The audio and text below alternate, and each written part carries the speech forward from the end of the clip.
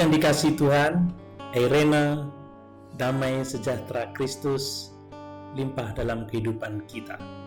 Mari bersama-sama kita merenungkan ciri keempat dari gereja yang sehat, yaitu gereja yang memuridkan, yang hidup oleh kasih karunia Allah di dalam kuasa Roh Kudus, terlepas dari legalisme.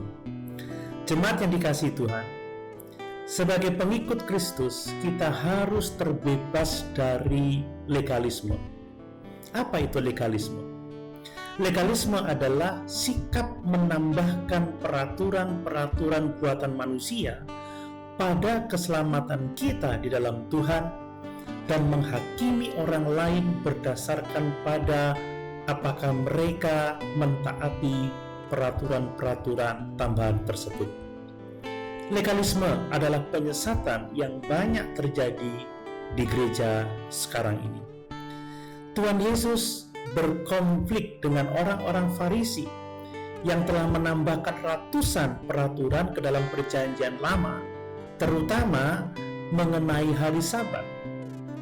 Orang-orang Farisi membanggakan diri mereka sendiri atas dasar peraturan-peraturan yang mereka buat, tetapi sesungguhnya hati mereka menjauh dari Tuhan. Dalam Matius pasal 15 ayat 7-9 dituliskan mengenai perkataan-perkataan Tuhan Yesus tentang orang Farisi demikian. Hai orang-orang munafik, benarlah nubuat Yesaya tentang kamu. Bangsa ini memuliakan aku dengan bibirnya, padahal hatinya jauh daripadaku. Percuma mereka beribadah kepadaku, sedangkan ajaran yang mereka ajarkan ialah perintah manusia. Jemaat yang dikasihi Tuhan, itulah legalisme yang dilakukan oleh orang-orang Farisi. Mereka memuliakan Tuhan dengan bibirnya, tetapi sesungguhnya hati mereka jauh dari Tuhan, sebab mereka tidak mengajarkan perintah-perintah Tuhan, tetapi ajaran-ajaran manusia, peraturan-peraturan yang mereka buat sendiri. Jemaat yang dikasihi Tuhan, namun demikian ada masalah lain yang harus kita waspadai, yaitu terkadang orang-orang meninggalkan legalisme tetapi terjebak dalam ekstrim yang lain karena mereka tidak mau mentaati perintah Tuhan. Jemaat yang dikasihi Tuhan, banyak orang Kristen menolak untuk melakukan perintah-perintah Tuhan, dan ini adalah suatu penyesatan yang lain. Perhatikan bahwa amanat agung Tuhan Yesus yang dipercayakan kepada kita sebagaimana ditulis di dalam Matius pasal 28 ayat 19-20 demikian.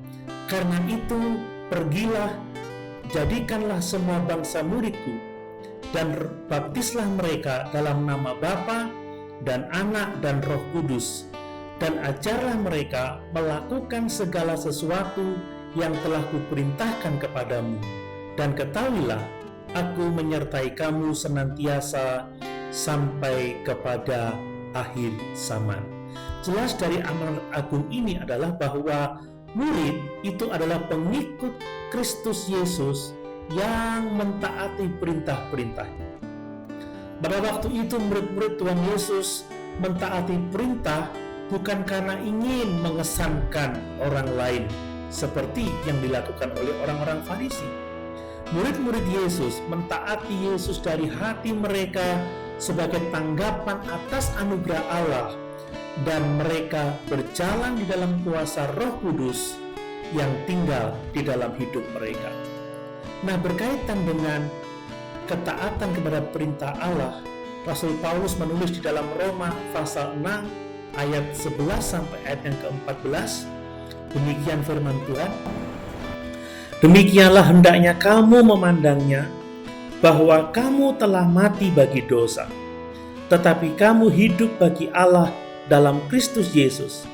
Sebab itu hendaklah dosa jangan berkuasa lagi di dalam tubuhmu yang fana, supaya kamu jangan lagi menuruti keinginannya. dan janganlah kamu menyerahkan anggota-anggota tubuhmu kepada dosa untuk dipakai sebagai senjata kelaliman, tetapi serahkanlah dirimu kepada Allah sebagai orang-orang yang dahulu mati, tetapi yang sekarang hidup, dan serahkanlah anggota-anggota tubuhmu kepada Allah untuk menjadi senjata-senjata kebenaran, sebab kamu tidak akan dikuasai lagi oleh dosa, karena kamu tidak berada di bawah hukum Taurat, tetapi di bawah kasih karunia. Rasul Paulus menegaskan bahwa kita harus memandang diri kita sebagai orang-orang yang telah mati bagi dosa dan hidup untuk Allah.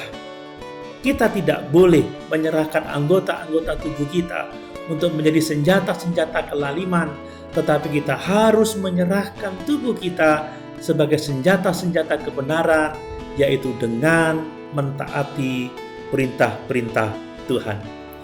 Jemaat yang dikasihi Tuhan, dalam Galatia pasal 5 ayat yang ke-16, Rasul Paulus menegaskan cara hidup taat pada perintah Tuhan. Dia berkata demikian, maksudku ialah hiduplah oleh roh, maka kamu tidak akan menuruti keinginan daging.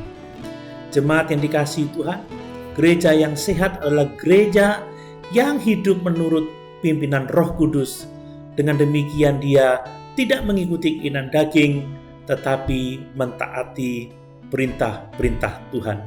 Demikian juga di dalam surat Titus pasal 2 ayat 11-14, Rasul Paulus menuliskan demikian. Karena kasih karunia Allah yang menyelamatkan semua manusia sudah nyata.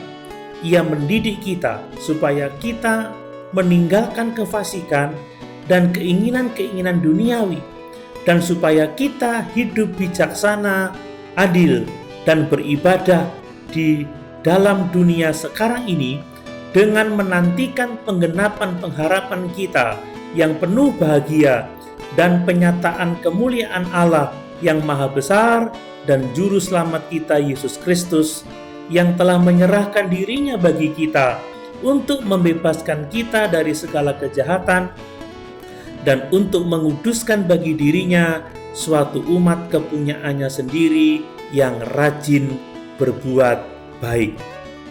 Keselamatan yang kita terima harus mendorong kita untuk hidup dalam kebenaran, untuk mentaati perintah-perintah Tuhan, karena inilah rencana Allah menyelamatkan kita untuk menguduskan bagi dirinya sendiri suatu umat yang rajin berbuat baik. Jemaat yang dikasihi Tuhan, kalau kita adalah gereja yang sehat, maka kita akan hidup sebagai murid yang taat kepada perintah-perintah Tuhan, dan kita mau memuridkan orang lain. Kita harus menghindari praktek legalisme. Kita harus benar-benar mentaati Tuhan dalam setiap aspek kehidupan kita. Haleluya! Tuhan Yesus memberkati.